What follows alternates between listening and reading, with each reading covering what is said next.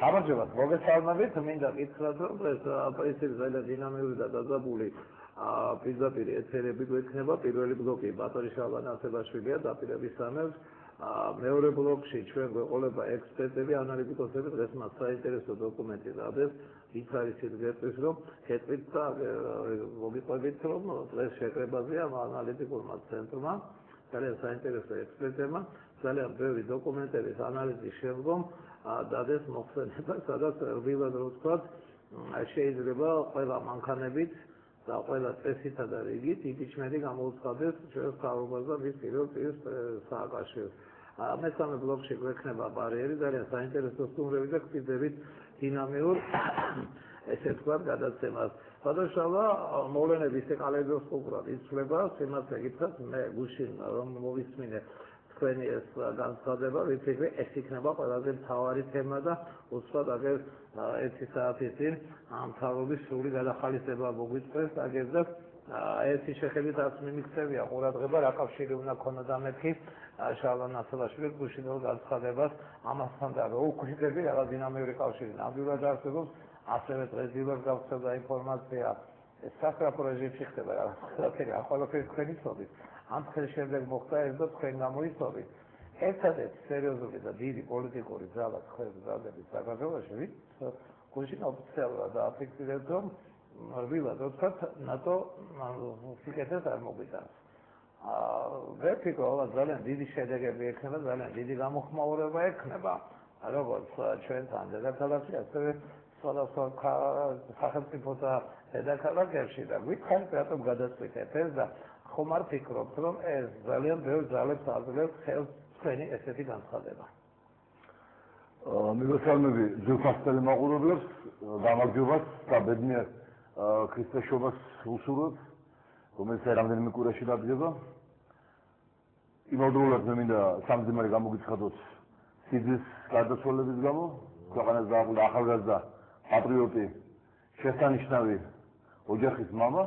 ეს ყველაფერი მოხდა იმის გამო, რომ სააკაშვილის მერაბიშვილის რეჟიმმა შექმნა ახალგაზრდათა ყლაპია აპარატი.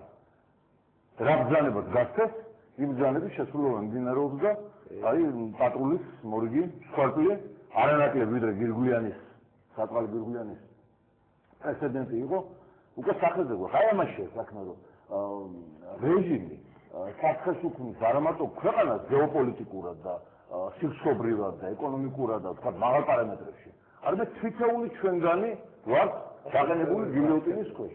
თვითეული ჩვენგანის ოჯახი, შვილები, შვილიშვილები, დედმამიშვილები, ბიძაშვილები, უბნელები და ეს უკვე ის პარამეტრია, რის იქითაც არ შეიძლება ცხოვრება დარჩეს და არ შეიძლება განვითარება წავიდეს. მე მინდა დღეს პირდაპირ გითხრათ ყოველგვარი ნიკი მოგების გარეშე, რომ სააკაშვილის სიმღერა ნამღერია და რამდენიმე თვეში ის პრეზიდენტი აღარ იქნება. ეხლა ამ კითხოთ საიდან, როგორ და რანაირად ეს ასია. პროცესები როგორ გაჩქარდა, თქვენ ძალიან კარგად ხვდებით და ის სწორედ შეგვიჩნევიათ, რომ გუშინდელი ჩვენი განცხადება ნატოსთან მიმართებაში აღმოჩნდა გარკვეული დეშიფრატორი იმ ძალებისათვის, ვისაც სურს სააკაშვილის ჩანაცვლება ახალი სააკაშვილით, მაგრამ ცოტა შელამაზებული ფასადით და იმიჯით. რა თქმა უნდა, ახლა ამნაირი ნამდვილად აღარ დაიბადება არც საქართველოში და იმედია არ დედამიწაზე სხვაგან, მაგრამ სულ შეინარჩუნონ იგივე პოლიტიკა ქვეყნისათვის. ანუ ქვეყნის მმართველი ელიტა, რომელიც ჩამოყალიბებულია პოლიტიკურ პარტია, თუ პარტია მას პარტია, ის არის მუდმივად მმართველ მდგომარეობაში და სხვადასხვა ეს არ არის მარტო პრეზიდენტის კაბინეტიდან, კანცელერიდან და პარლამენტიდან მომდინარე და განთავრებული პროცესი. ეს ჩადის შუარგოლებში, უზარმაზარი საარტიო ბიუროკრატიული აპარატი მაღალი ხელფასებით საკუთარ მამას რო დაკლავენ 22-23 წლის არა პატრიოტი ლატირატები. არიან პატრიოტები 14-15 წლის, 3 წლის, 2 წლის. ლაპარაკს მოისწავლიან საქართველოს სამომავლოდ და სამშობლოს, მაგრამ ესენი 10-ი რო დაიბადონ, იქნებიან ერთიჯერადიანი ამბები. აი ამით არის გავსებული სახელმწიფო აპარატი და ისინი მართლობენ და ბრძანებულობენ ქვეყანაში და ფაქტურად აღვიხსნეს ჩვენ არაერთხელ გვითხოვს ახალ ბრძენი ებრაელი ხალხის წევლა. ხმაწვინი გმართავდენო. აი ეს მართლა უზარმაზარი არის ეს ჩადებული. და შადის ქვევითამდე ეს მართლი პარტია. ამას ხან ნაციონალური მოძრაობა ქვია, ხან მოქალაქეთა კავშირის უწოდებენ, ხან დემოკრატებს, ხან რაღაცა, ხან ლიბერალებს რაღაცას, მაგრამ მნიშვნელობა არ აქვს. აქტი არ იცვლება. ისინი მუდმივად დარბიან იმპერატორიდან იმპერატორთან, სამეფო კარიდან სამეფო კარზე, ნაზირობიდან ვეზირობამდე, ვეზირობიდან გზირობამდე, გზირობიდან გუბერნატორამდე და სხვა და სხვა. სოფლებში აი ეს წელი საარჩევნო აქტივი ვინც ახალბებს არჩევნებს არ შექმნილა გუშინ და გუშინ წინ ის შევარდნაძიდან მოდის ეს ხალხი ხან სოფლის გამგებელია ხან რაიონის საკრებულოს წევრი ხან რაიონის გამგებელი ხან თქვათ მუნიციპალიტეტის სამსახურის უფროსი ანუ ადგილობრივი მინისტრი ანუ შეიქმნა ქვეყანაში რაღაცა 10%-იანი მაქსიმუმ მმართველი ფენა რომელიც ხელშია პოლიტიკური, ეკონომიკური, ფინანსური, პროპაგანდისტული საშუალებები მთელი ეროვნული სიმდიდრე და იქამდეც მივიდა ეს ეგრეთ წოდებული ელიტა სინამდვილეში როგორც ესანგრიცაძემ კარგად დაარქვამათ ბნელიტა თუმცა დღეს გუგავამ ჩაატარა გიორგიმ ბრიფინგი რომელიც ალბათ შეძრავდა ნებისმიერი ქართველის და ნებისმიერი ჩვენთან მაცხოვრებელი ადამიანის გულს ვინც გაიზარდა და აქაური ფერწერია რა მნიშვნელობა ეროვნებას ახლა ამ სიტუაციაში ამენ ძალობლიშვილი თურქეთში საქართველოს ყოფილი ელჩი სააკაშვილის ოჯახის პროტეჟე თურქოლოგი ეთყობა ისე მიეჩვეა შარბატის სმართ თუ შერბეთი ქვია იმის ასმას როსვალა რომ ქართული ღვინის და ვაზის მადლი დაავიწყდა მოაწერა ხელი განკარგულებას აგერ არის შეუძლია ოპერატორმა ვაჩვენოს უფრო ახლო და რომლის თანახმადაც პარლის რაიონში პარლის მუნიციპალიტეტის ტერიტორიაზე ქართლის ჯიშის ვენახის შენაცვლების ღონისძიებები პროგრამის ფარგლებში პარლის მუნიციპალიტეტის ტერიტორიაზე ქართლის ჯიშის ვენახის შემცირებისათვის სახელმწიფო კომპენსაციის სახით 300,000 ლარის გაცემა 1 ჰექტარ ფართობზე გაიცეს კომპენსაცია 2,000 ლარის ოდენობით. სახელმწიფო კომპენსაცია ვრცელდება არამარტო გლეხების საკუთრებაში არსებულ მიწაზე, არამედ იჯარის გაცემულ მიწაზე.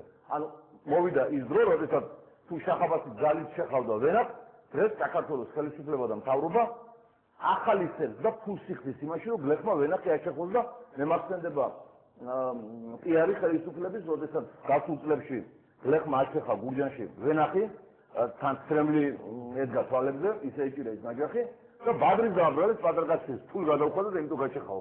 ეს მაინტერესებს ბადრი ხوار წამოდგა ახლა.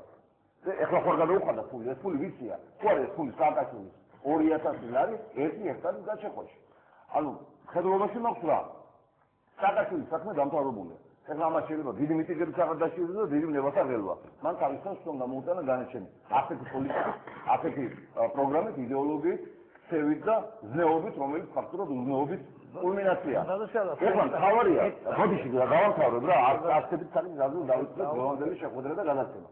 ეხლა თავარია არ მოვიდეს ვიმეორებ. იგივე პოლიტიკის და ღირებულებების მატარებელი ადამიანი, რომელიც უფრო შეფარულად და უფრო ასე ვთქვათ პირზე ღიმილ მომდგარი გააგრძელებს ქვეყნის ნგრევას ვენახიდან დაწყებული ტერიტორიების გაცემის დამთავრებულს. ამაზე ხიზე მე ვიმეორებ, რომ ეს საფრთხე არის რეალური და ის ვინც მოვა ახლა ხელისუფლებაში ან მოინდომებს მოსვლას და ითქვას, რომ საქართველოს ორიენტაცია იქნება ნატოზე აგებული და დაფუძნებული. ის არის საქართველოს უტერი. რადგან ნატოზე ორიენტაცია ჩვენ მინიმუმ დღეისათვის მოგვიტანა აფხაზეთის და სამაჩაბლოს სამუდამო დაკარგვა ხალხს უსვავ. ბევრი დაღერებული ტერიტორიები ეს აღარ არის ის ტერიტორია, რომელზეც რუსეთი გვეუბნებოდა, რომ კი, თქვენია, მაგრამ გარეგულირება უნდა კონფლიქტი. დღეს რუსეთმა გაიჩნდეთ დაცვა. ვინც მოვა აი ამ იდეოლოგიით, რუსეთი გააგრძელებს უკვე საქართველოს დაშლას და ეს გადაედება საქართველოს სხვა რეგიონებს, რომლებიც მე არ მინდა დავასახელო, მაგრამ კარგად ვხვდებით რომელი რეგიონებია, ამაზე მუშაობა უკვე რუსეთის სპეცსამსახურებიდან მიდის აქტიურად. ანუ ჩვენ გვინდა რა, არა მარტო ახალი ხელმძღვანელი და ახალი მთავრობა და ახალი პოლიტიკური კურსი. არამედ ახალი სწორი საგარეო პოლიტიკური ორიენტირები. საქართველოს ეს ჩვენი დღევანდელი თეზა არ არის, ამას ვამბობდით დაფუძნების დღიდან 95 წლიდან, რომ საქართველოს არ უნდა იყოს ასეთი სამხედრო პოლიტიკური ბლოკის წევრი. არც ნატოს, არც ოდკბ რო აქვს ის რუსებს, უზბეკებს და ბელარუსებს გაშანშალებული, არც შანხაის ორგანიზაციის როგორც კი საქართველოს აიღებს კურს რომელიმე პოლიტიკურ ბლოკში, სამხედრო პოლიტიკურ ბლოკში გაწევრიანებისაგან, ის დაილევა შაგრენის ყავივით და ყველა მეზობელი ჩამოგაცვლის ძალიან სუპერ ნაჭერს ტერიტორიის მოსახლეობის ჩვენი სისხლის და ხორცის სახით. ამდენად ჩვენ უნდა ავაშენოთ დამოუკიდებელი, სუვერენული, არანეიტრალური, არამედ დამოუკიდებელი საქართველო უნდა ვიგრძნო თავი დამოუკიდებელი ქვეყნის ამақ თავმოყარი მოქალაქეება